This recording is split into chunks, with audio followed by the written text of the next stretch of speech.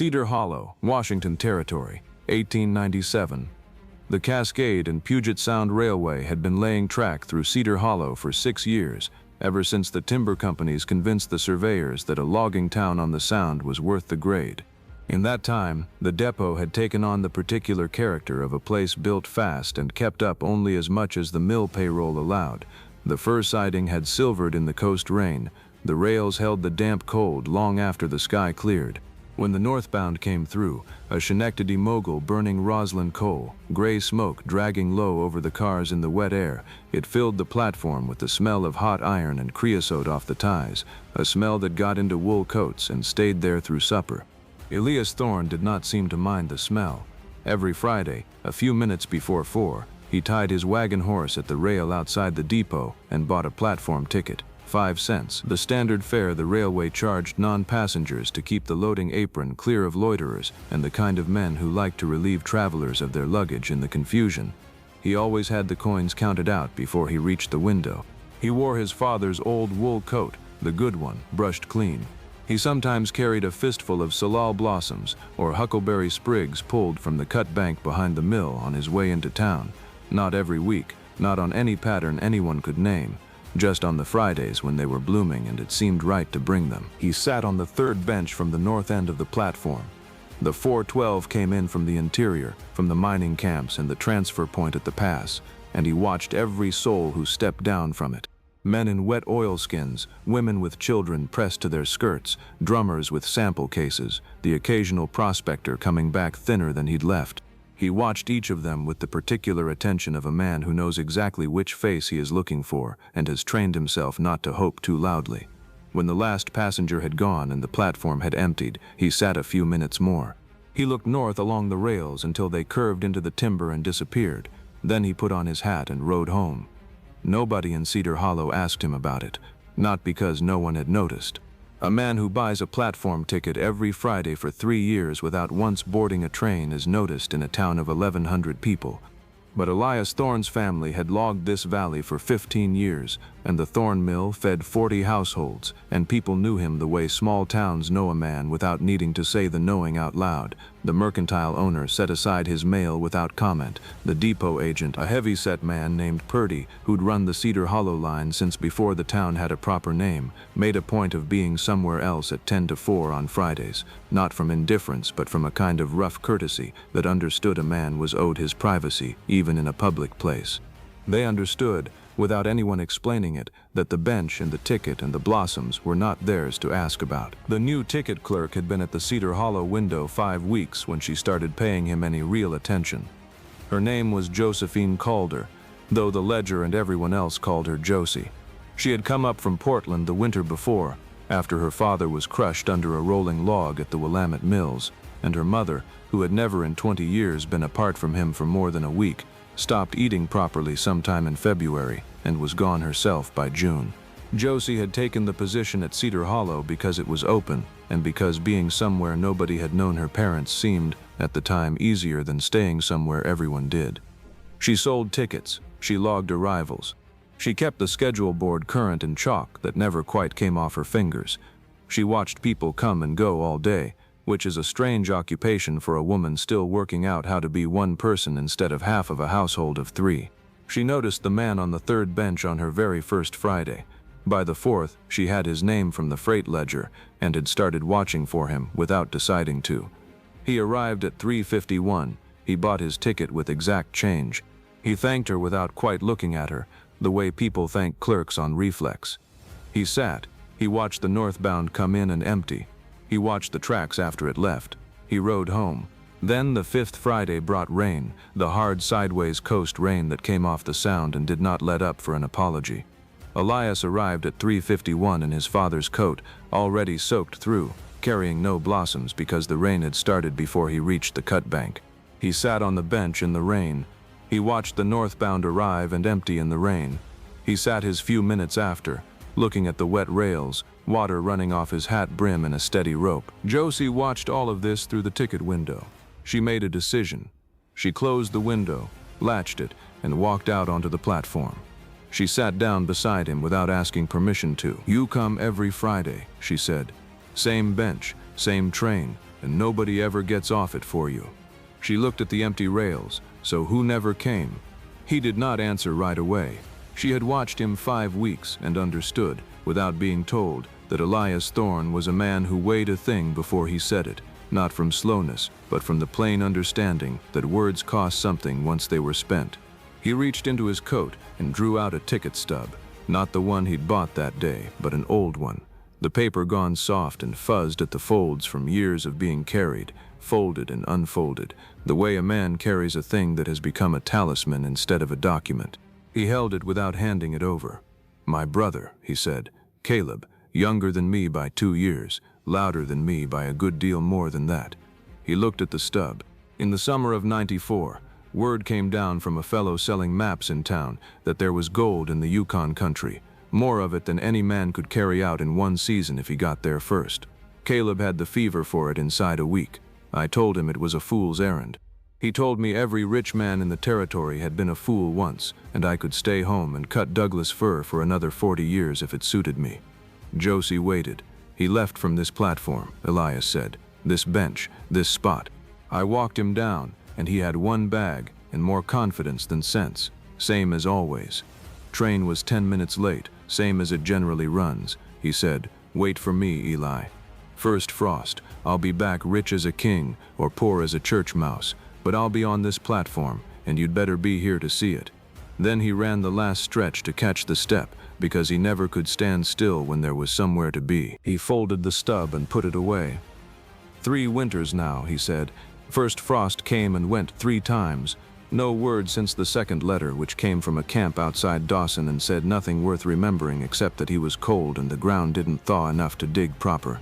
Nothing after that. Not a telegram, not a body, not a grave anybody's found and told us about."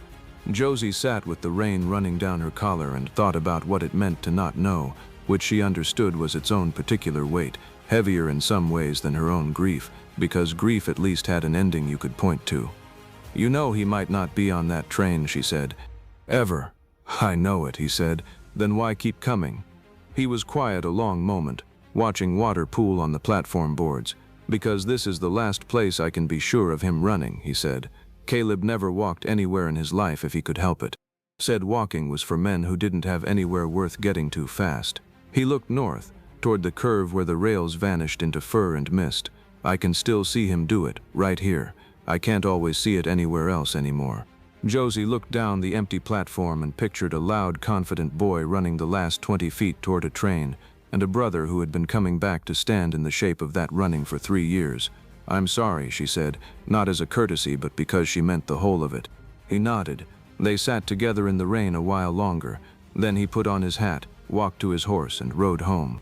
Josie went back to the ticket window and sat with the schedule board and thought about a soft creased stub carried 3 years in a coat pocket, and about the particular kind of faithfulness that required. The following Friday she left a cup of coffee on the bench before he arrived, made on the little stove in the back room, and had debated the wisdom of it for 4 straight days before deciding a small thing was either going to matter or it wasn't, and there was no way to know without doing it. Elias arrived at 3:51, saw the cup, glanced toward the window. She was helping a lumber agent with a freight bill, and did not look up. He sat, he drank it. When the train had come and gone and he'd sat his usual few minutes, he carried the cup back to the window. "Thank you," he said.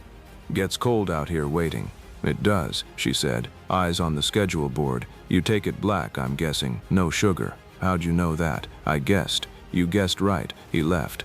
She carried the cup back to the stove and thought, he takes it the way a man does who stopped adding sweetness to things that don't need it, and understood she'd been paying closer attention than she'd admitted even to herself.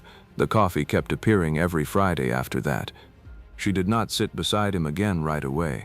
She gave him the bench, the coffee, the platform, and noticed only that by the 3rd week with the coffee he stayed a few minutes longer after the train pulled out, still looking north, but differently, less like waiting, more like remembering, which she was beginning to understand were not the same thing at all. What she did not know was that 3 days before that particular Friday, the Thorne Mills flume, the long wooden chute that carried felled logs down off the ridge to the mill pond, had given way in a slide after a week of hard rain, taking out 60 yards of trestle and stranding a winter's worth of cut timber up on the mountain where no wagon could reach it before the snow came. Elias had ridden up at first light, looked at what the water had done, and done the arithmetic of a man who has run a family operation alone for 3 years and knows exactly what the margins allow and don't.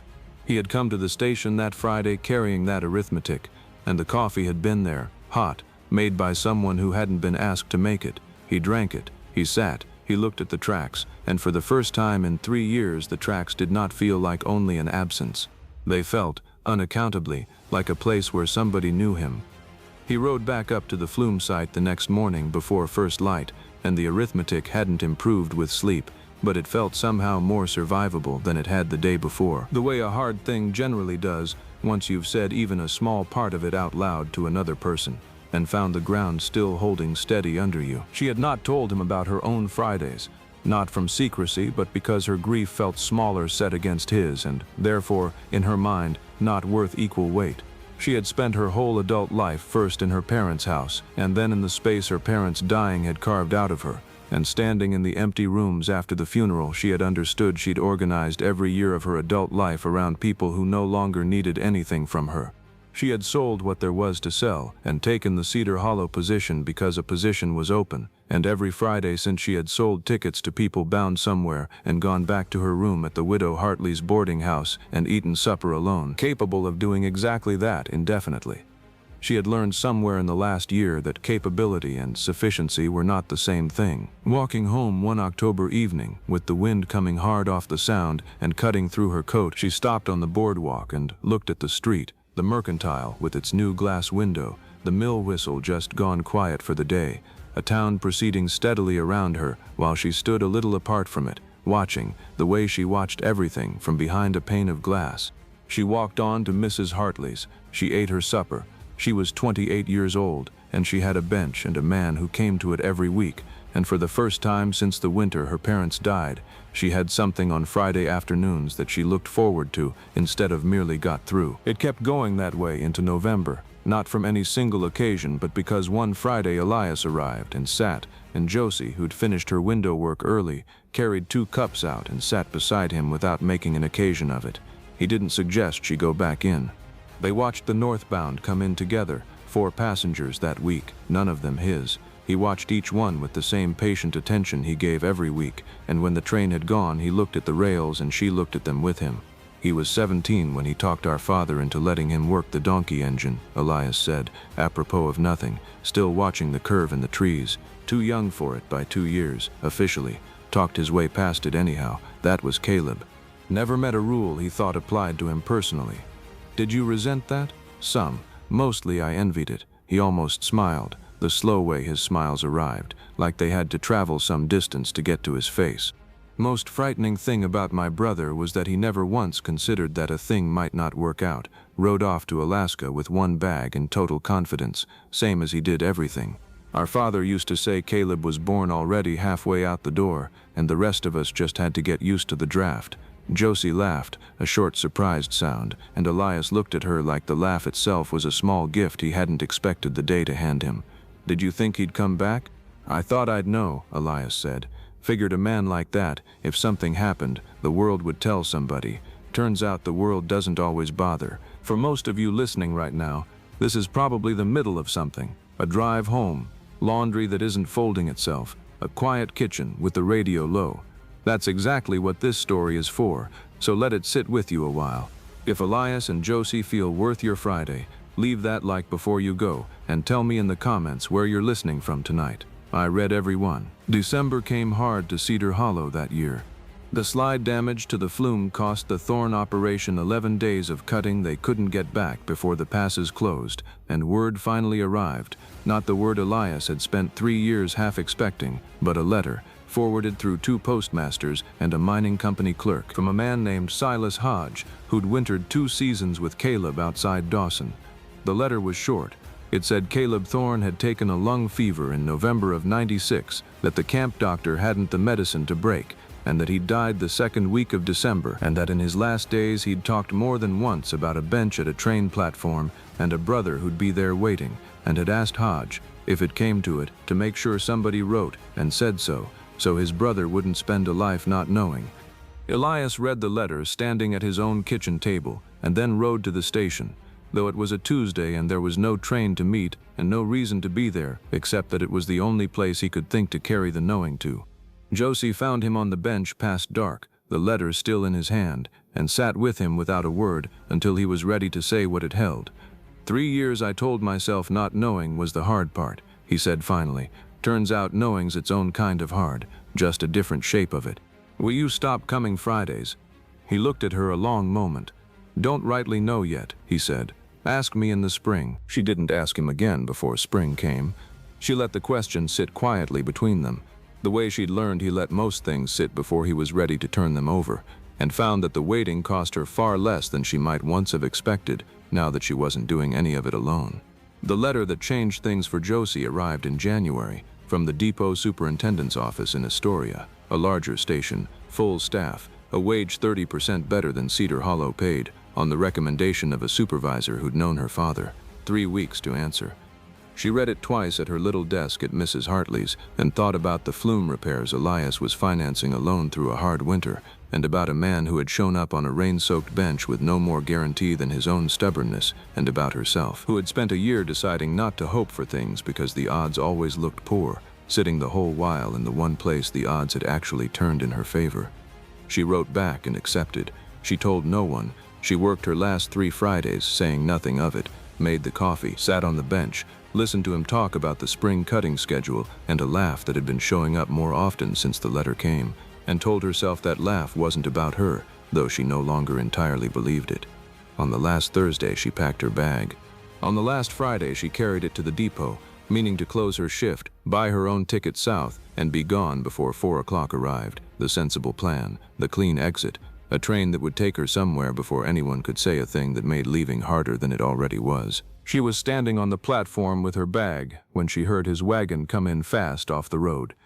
He was late, 3:58, not 3:51, 7 minutes, which should not have mattered, and mattered enormously. He came through the depot doors, saw the bag, saw her, saw the northbound already sitting at the platform with steam venting white into the cold air. He crossed to her without asking about the bag.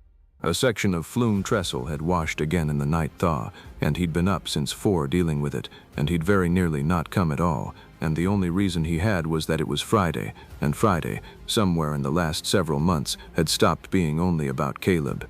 The conductor called last boarding. I took a position in Astoria, she said. I should have told you. He looked at the train. He looked at the bag. He looked at her. I spent 3 years waiting on a platform for somebody who wasn't coming back, he said, and I don't much care to spend what's left of my life missing one who could have stayed. The engine held its steam. The conductor checked his watch. Josie stood with the bag in both hands and thought about the Astoria letter and the clean exit and the sensible decision, and then thought about a boy running the last 20 feet of a platform because walking was too slow, and a brother who had kept coming back to stand in the shape of that running for 3 winters running, asking nothing of her the whole while but her company on a bench. She set the bag down. The conductor looked at the bag on the boards, looked at Elias, looked at Josie, shrugged, and called final boarding. The northbound left without her. Spring came to the Sound the way it always came, all at once, after a winter that had meant every bit of its cold. Josie stayed. The Astoria position went to someone else. The Cedar Hollow window stayed hers. Mrs. Hartley offered no comment whatsoever on the unpacked bag still sitting by the door, which was, from Mrs. Hartley, high praise. Elias came in April to ask if she'd like to see the place. She said yes before he'd finished asking. The Thorne homestead was everything 8 months of Friday conversation had led her to picture, and more besides. Solid, well-tended, a house built for a bigger family than currently lived in it. He showed her through it and left the small workshop off the barn for last. Caleb had built it himself the year before he left, and half-finished inside it sat a rocking chair, the frame shaped, the joints cut clean, the seat never woven. Elias hadn't touched it in 3 years, not from being unable to. From understanding the work was sound, and some things you leave be because finishing them wrong would be worse than not finishing them at all. Josie stood in the doorway and looked at the chair a long while. Sawdust still sat undisturbed in the corners of the bench where Caleb had left it, and a coffee tin of nails stood exactly where a man had set it down, meaning to come back to it within the hour. "He had good hands," she said finally. "Best in the family," Elias said. "I can tell you what he was going to do with the rest of it. Not all of it. He never wrote it down. Some of it I'm guessing at, same as you'd be." "Then we'll guess at it together," she said quietly. "And wherever we're wrong, we'll be wrong together, and start again from there." "That's all right," Josie said. "We'll figure the rest out between us." They stood in the April light, and that was enough for one day. He went back to the bench alone on a Friday in May. Josie knew he meant to and told him she'd see him after. He walked to the depot, bought his platform ticket with exact change, sat on the third bench from the north end. He had brought Selah blossoms, the first good bloom of the season. The northbound came in at 4:12. Passengers stepped down, a drummer with his case, a family with 2 boys who ran ahead down the platform the way boys run when they've been sitting still too long. Elias watched each of them the way he always had. The train pulled out. He looked north until the rails bent into the trees and were gone. He took the old stub from his coat, 3 years of carrying gone soft in its folds, and held it a while. He thought about Caleb, not the absence of him, which was what he'd spent 3 winters staring at, but the presence of him, which was a different thing and had been there the whole while without his noticing. In the flume Caleb had helped design before the slide took it, in the chair standing half-finished in the workshop, in the way Elias himself had kept showing up without a guarantee, because Caleb had never once in his life needed a guarantee to go looking for something, and some of that had rubbed off whether Elias meant it to or not. He set the blossoms on the bench beside him, not the way a man puts a thing down, but the way he leaves something in good keeping. He sat a while longer, looked once more at the rails, and put on his hat. He found Josie finishing her shift at the window and waited for her the way he'd always waited, at a particular place, at a particular time, without reservation. She came out, looked at the bench, looked at him. Neither of them said anything about the blossoms. They walked together through the Cedar Hollow evening toward whatever came next, which had room in it now for everything that had come before, because that was the only honest way to build a thing. They married in September, on a Saturday, because Friday belonged to the depot and neither of them wanted to change what Friday was. The ceremony was small. The minister, most of the town, Mrs.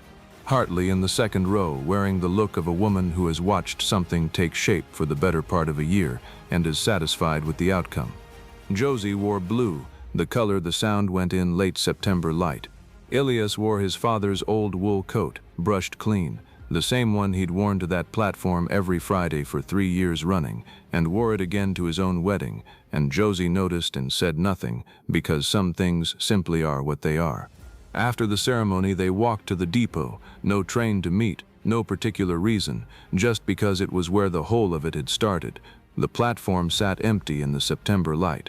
The third bench from the north end held nothing now, no blossoms, no soft folded stub, just fir boards worn smooth by 3 years of a man's waiting and however many more of a town's ordinary business. Josie sat down on it. Elias sat beside her. They looked north together, toward the place where the rails curved into the trees and disappeared, the last of the day's coal smoke still hanging faint in the cold, clean air. "You knew," Josie said, "before I ever sat down beside you, that I'd ask." He looked at the rails. "Didn't know it," he said. "Hoped it. There's a difference, and I'm only now learning to tell them apart." She put her hand over his on the worn bench boards. He held it. The light went gold over the sound. The rails ran north into the fir, and the town of Cedar Hollow went on about its business around the small station where a man had sat on the same bench for 3 winters waiting on someone who never came, and a clerk had finally asked him the question that mattered, at the one moment he was ready to answer it. The bench belonged to both of them now, not instead of what it had been, but in addition to it, the way most of the good things in a life are built on top of what came before rather than in place of it. Elias Thorne never did learn the whole of what his brother meant to do with that unfinished chair. He and Josie finished it together that first winter as husband and wife, guessing at the rest, getting some of it wrong and starting over, until it stood in the front room of the Thorne house, holding exactly the shape 2 people had worked out for it between them. Caleb had started it. They had carried it the rest of the way home.